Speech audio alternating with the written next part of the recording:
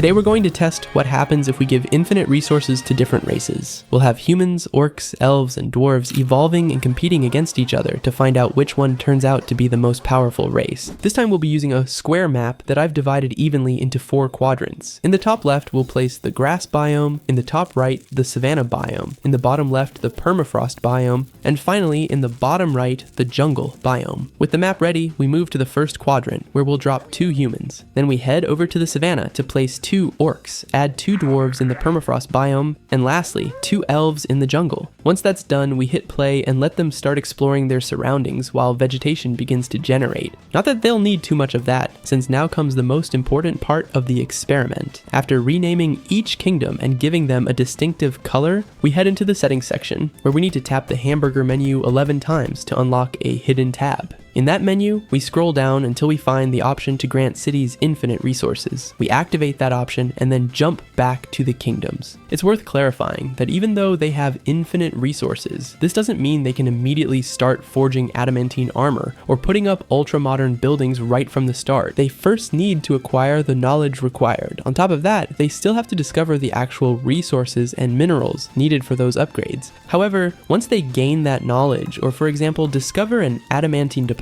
they'll have infinite access to that material and can use it however they want. We've just reached year 20, and it's clear that the elves are the most advanced so far, both in population and territorial expansion, since they were the first to create a second settlement. They were quickly followed by the orcs, who had also upgraded their capital quite a bit, modernizing several houses and even building a palace for their king. Meanwhile, the humans are at a fairly similar level, except they hadn't built a secondary settlement yet, or at least that's what it seemed, since in this southern region they actually managed to establish one, and pretty quickly too. And finally, we've got the dwarves, who were the last to create their second settlement, but in exchange, they became the first to establish a third one. So technically, they're number 1 when it comes to territorial expansion. That said, in terms of improvements within the kingdom, the elves are definitely in the lead. They've got 2 palaces, one in the capital and another in their secondary settlement. On top of that, they've upgraded nearly all of their homes, which clearly shows in their current population, as they've finally reached 100 inhabitants. We're now at year 70. By this point, none of the races had managed to occupy 100% of their quadrant, but we started noticing some differences in population between them. Humans and elves stand at the top, with very similar numbers in both civilians and soldiers. Next come the dwarves, trailing behind by about 100 inhabitants, and lastly the orcs, with fewer than 400 people in total. The humans, thanks to the continuous improvement of their buildings, have managed to expand their population to over 600 inhabitants. On top of that, they've already discovered practically every structure available.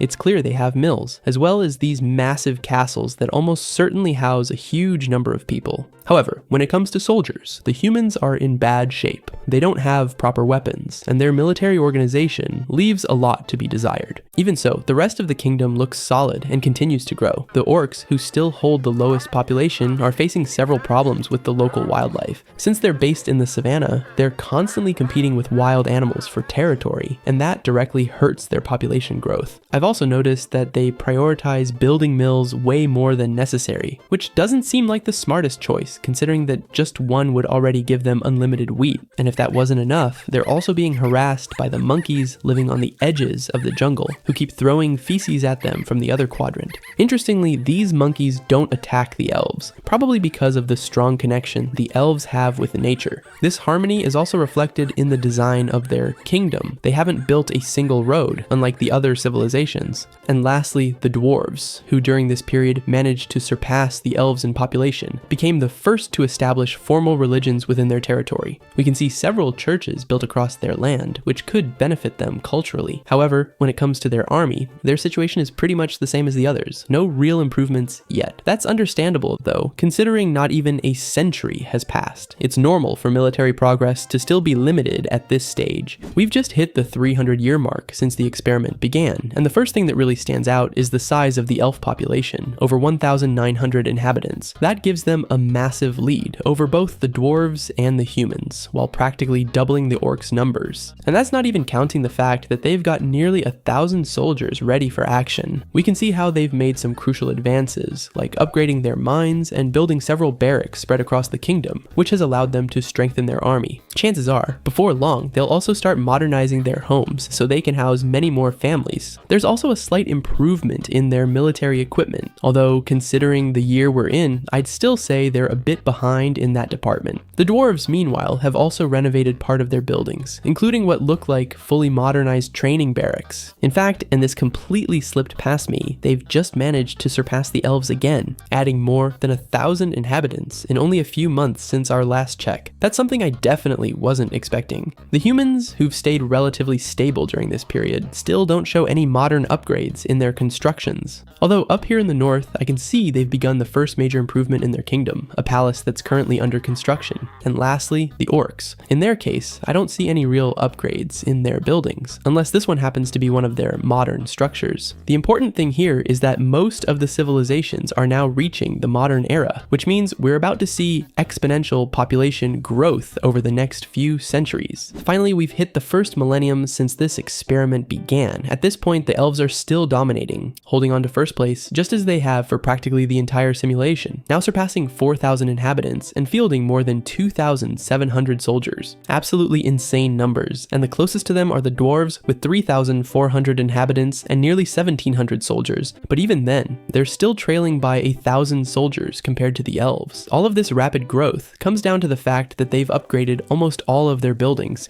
and they've finally started properly equipping their army. In fact, we're starting to see some firearms in circulation now. But what really stands out is the sheer number of advanced homes they've managed to build. They still have plenty of open space available, which means they could keep expanding or continue modernizing their structures, but honestly, what they've already developed is nothing short of impressive. The dwarves, for their part, have also carried out major upgrades, especially in the southern region, where they've modernized practically the entire area, with the exception of a few spots that still remain outdated. There are still some regions in the center and the north that are noticeably behind. In fact, I don't see a single modern building across that whole stretch. The humans, meanwhile, are somewhere in the middle. They've managed to upgrade a good portion of their structures. We could say that roughly 60 to 70% of their buildings have already been modernized. On top of that, their army really stands out. It's well equipped with firearms as well as more traditional medieval style weapons, which, despite being old-fashioned, are still just as effective. Lastly, we have the orcs. They're without a doubt the most behind when it comes to development. They do have a few modern structures, though I can't quite identify them clearly. And while their army technically has firearms, only a small portion of their troops actually use them. The majority are still carrying medieval style weapons. They're the race with the lowest level of technological advancement, but even so, they've managed to stay afloat and not fall too far behind in terms of population. After a long, very long wait, we finally reached the year 3000. By this point, populations have reached astronomical numbers. The elves surpass 8,100 inhabitants, although interestingly, they haven't grown as much as I would have expected. In fact, they have a military capacity of 6,500 soldiers, but right now they're only fielding about half of that. Then, against all odds, the orcs managed to boost their population enough to claim the #1 spot in terms of civilians, with more than 8,700 inhabitants. Coming in next are the humans, with around 7,700 people, and in last place, the dwarves, with just over 5,500, about 3,250 of which are soldiers. That means close to 60% of their entire population is dedicated exclusively to the military, which is nothing short of impressive. When it comes to development, each race has made significant improvements. Interestingly, the orcs, despite leading in population, haven't modernized all of their structures. In fact, in the southern region, you can still see several buildings that look pretty primitive, to put it mildly. On the other hand, the northern region shows a much stronger level of technological progress. The elves, by contrast, have upgraded almost 100% of their buildings, just like the dwarves, who also show an almost complete level of modernization. What's really curious, though, is that despite having all their structures optimized, they haven't experienced the kind of population growth you'd expect, considering the potential they showed in earlier centuries. Maybe instead of focusing on growing their civilian population, they chose to prioritize military preparation.